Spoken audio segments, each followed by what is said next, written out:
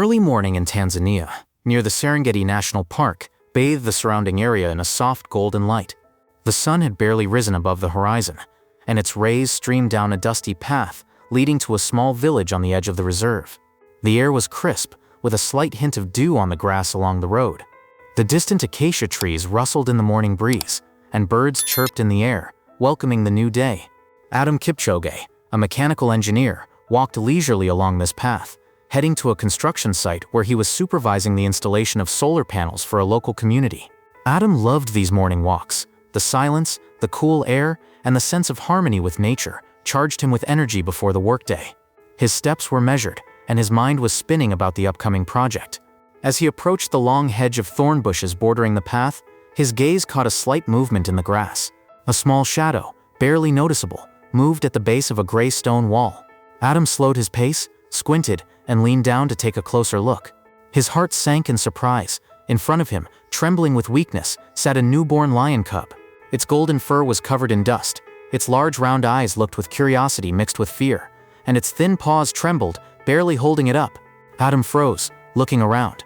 The mother lioness should be somewhere nearby, but everything was quiet.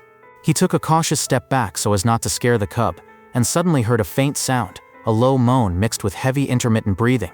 The sound came from the thicket, a few dozen meters from the path. A feeling of alarm overcame Adam, and he, trying to move silently, headed towards the source of the sound. After walking a little, he noticed a large figure, half hidden in the thick bushes near the road. It was an adult lioness, lying on her side. Her breathing was fast and hoarse, her chest heaving with difficulty. Her eyes, half closed, weakly followed the lion cub, who was still sitting by the fence. The fur on her stomach and hind legs was stained with dried blood, and a faint metallic smell hung in the air. Adam noticed that the lioness's left hind leg was twisted at an unnatural angle, and there were deep abrasions on her thigh. Apparently, she could have been hit by a car driving along this road during the night, and now she was unable to move. Adam stopped at a safe distance, carefully watching the lioness and cub. Each heavy breath of the lioness seemed to count the seconds, and he knew that time was short. The lion cub let out a weak squeak, as if calling for his mother, but she only slightly turned her head, unable to rise. Adam's heart sank with pity. He knew that without immediate help, both mother and cub might not survive. Without wasting time, Adam took out his phone and dialed the emergency number of the Serengeti Rangers. His voice shook as he explained the situation. A wounded lioness, a newborn cub, a precise location. On the other end of the line, a ranger named Joseph Mwita calmly but firmly asked Adam to keep his distance and monitor the situation until the team arrived. Adam moved a little further away so as not to upset the animals, but continued to watch them.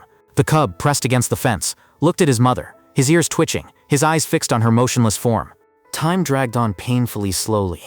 The morning wind gently swayed the grass, but the silence seemed deafening, broken only by the weak breathing of the lioness and the occasional squeaks of the cub. Adam quietly whispered words of comfort, although he knew that the cub did not understand him. He kept looking at his watch, counting the minutes. It seemed like an eternity had passed, when finally, from afar, the sound of an engine was heard. A green Ranger Jeep appeared on the road. 3 people got out of the car, 2 men and a woman, all in uniform, with a first aid box and equipment for working with large animals. The group leader, Joseph Mwita, a strong man with kind eyes, introduced himself and asked Adam to tell him in detail what had happened. After listening, the Rangers approached the lioness, assessing her condition. Their faces were serious. The situation was clearly critical. Joseph decided that the lioness needed to be tranquilized in order to be transported safely. One of the Rangers, a young guy named Elias, prepared a syringe with a tranquilizer and carefully approached. After a few minutes of the injection, the lioness relaxed, her breathing became more even, and her body stopped tense. The team carefully placed a stretcher under her, securing it with straps so as not to cause additional pain. Meanwhile, a female ranger named Nima was busy with the lion cub. She approached slowly, holding a soft blanket in her hands. The cub initially recoiled, but Nima patiently sat down next to him, allowing him to get used to her presence. Then she carefully wrapped him in the blanket, holding him close to her so that the baby felt warmth. At first he resisted weakly, but soon he calmed down, calmed by her gentle movements.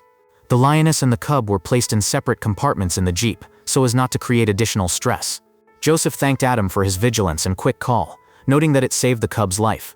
The car headed to the Serengeti Veterinary Center, and Adam, unable to stay away, decided to follow to find out how the story ends. At the veterinary center, a team of doctors immediately took care of the lioness. They cleaned the wounds, took x-rays, and found multiple fractures in the pelvic area and serious internal injuries. Despite the administration of painkillers and attempts to stabilize her condition, the prognosis was grim. An hour later, the head veterinarian, Dr. Amina, came out to Adam and the rangers with the hard news. The lioness had not survived.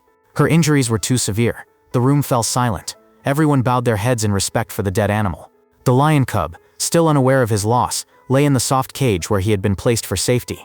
Joseph decided that the lioness would be buried in a quiet corner of the reserve, under an old acacia tree, where she could rest in peace. The farewell was modest. Several rangers and Adam stood silently, seeing her off on her final journey.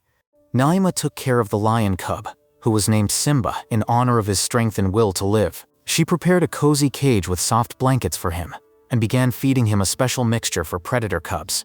At first, Simba was wary, but soon he began to trustingly drink milk from a bottle. Closing his eyes with pleasure, Naima patiently looked after him, monitoring his health and recording all the changes. Weight, appetite, behavior. Adam became a frequent guest at the center.